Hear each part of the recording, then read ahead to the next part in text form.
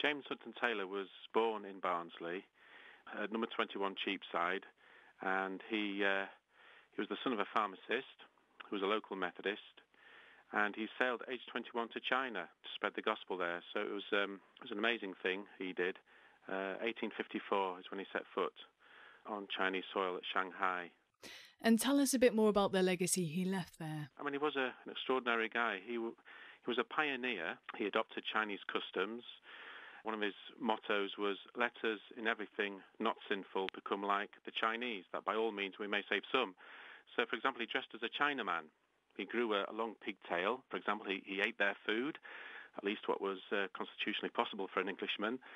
He was a surgeon. He became a qualified surgeon, performing countless of operations. So he not only improved the spiritual health of the Chinese people, but also their physical health. So he was a linguist as well. He translated the New Testament into a local Chinese dialect. But the big picture is this, that he was a strategist and, above all, an evangelist. He formed the China Inland Mission in 1865, and during his lifetime he served China for just over 50 years. He recruited over 1,000 missionaries from the UK, from USA and elsewhere, serving the Chinese in 300 locations across China. And back then the population was 250 million. Today it's 1.3 billion.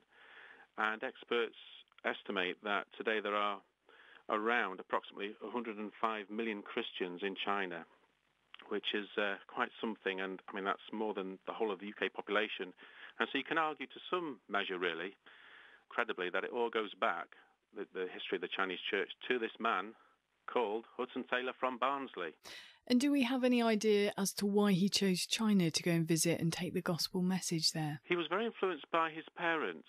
His father was very passionate about China.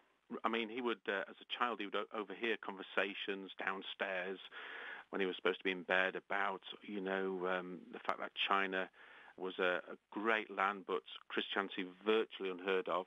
So in a way, the influence from particularly his father, rubbed off onto him.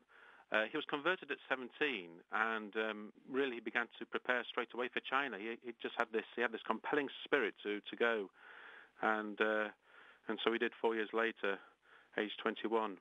You mentioned earlier about the amount of Christians in China. The situation remains challenging for many Christians in that country still. That's very true.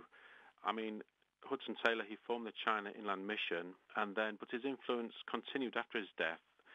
And in 1949, when Chairman Mao came to power, he expelled all the Westerners, including the missionaries. But the missionaries of the CIM, instead of returning home, many of them actually went to other nations in Southeast Asia, like Thailand and Vietnam and Malaysia and so on, to reach the Chinese people there who had migrated. So in a way, although persecution came to the missionaries, the Lord brought good out of it, and actually the gospel spread further across Southeast Asia, and the Overseas Missionary Fellowship was formed, which succeeded the China Inland Mission. So tell us a bit more about the project in Barnsley then. What we wish to do, a group of us called the James Hudson Taylor Group, we're just a group made up of church leaders really in Barnsley. We wish to revive the memory of this man, one of Barnsley's greatest sons, and to build a fitting memorial to him really from the people of Barnsley as a mark of our esteem and love.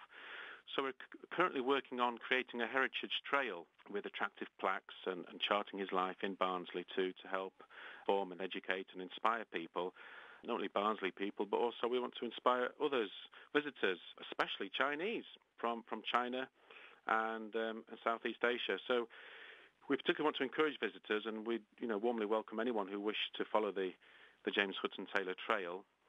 So that's one thing. The other thing is we've been allocated some space in the new museum in the Barnsley Town Hall, which is going to be called Experience Barnsley. So we've got some space to exhibit Hudson Taylor memorabilia and to tell the story, really. So hopefully there'll be economic benefits as well in Barnsley as we try and tell this story in a creative and attractive way.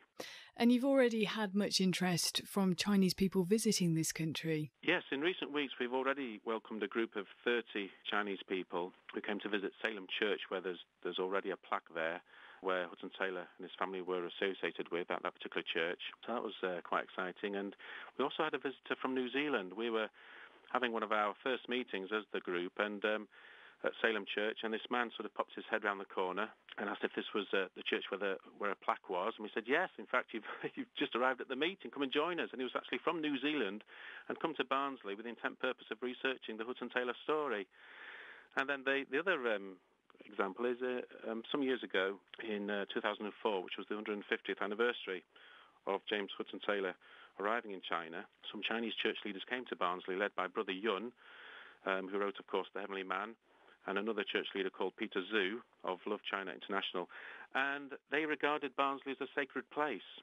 They called it their holy city. And in fact, they kissed the ground outside the pharmacist on Cheapside in Barnsley town, which is the location of where he was born, Hudson Taylor. So we hope the Chinese will continue to visit and to receive a warm welcome in Barnsley. So where can listeners find out more information? I think the best way is to check out the website, which is the jameshudsontaylor.org website. So I think that's the best avenue if people want to get in touch.